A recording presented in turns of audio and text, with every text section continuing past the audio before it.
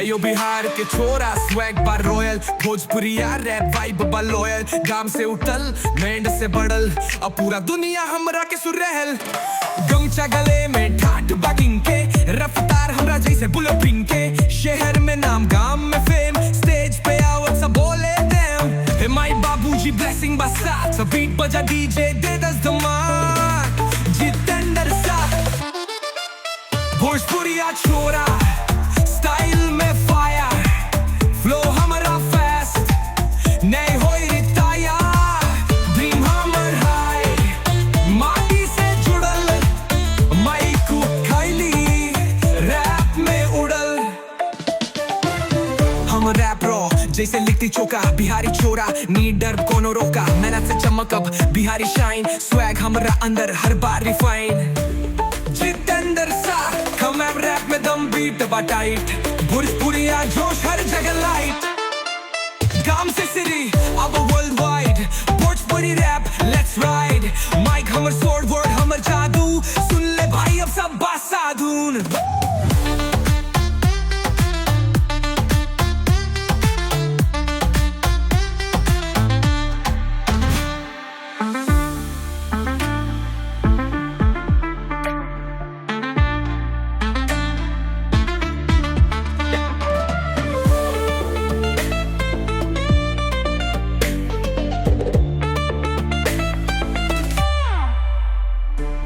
गमछा गले में ठाट बकिंग के, रफ्तार हमरा जैसे बुलेट ट्रेन के। शहर में नाम गाम में फेम, स्टेज पे आवत सब बोले डैम। ए माई बाबूजी ब्लेसिंग बा साथ, का बीट बजा डीजे दे 10 धमाक। जितेंद्र सा भोजपुरिया छोरा, स्टाइल में फायर, फ्लो हमरा फास्ट, नहीं होई रिटायर।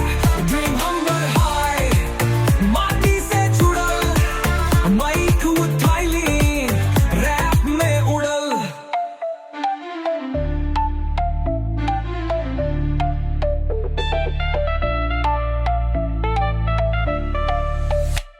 हम रैप रो जैसे लिखती चौका, बिहारी छोरा ने डर अब कौन रोका।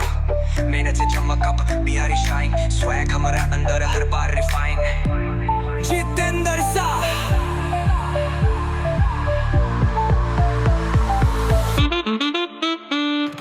रैप में दम बीट बटाइट, भोजपुरिया जोश हर जगह लाइट। मेहनत से चमक अब बिहारी शाइन, स्वैग हमारा अंदर हर बार रिफाइन।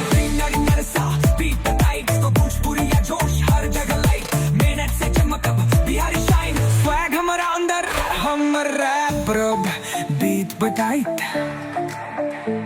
भोजपुरिया जोश हर जगह लाइट।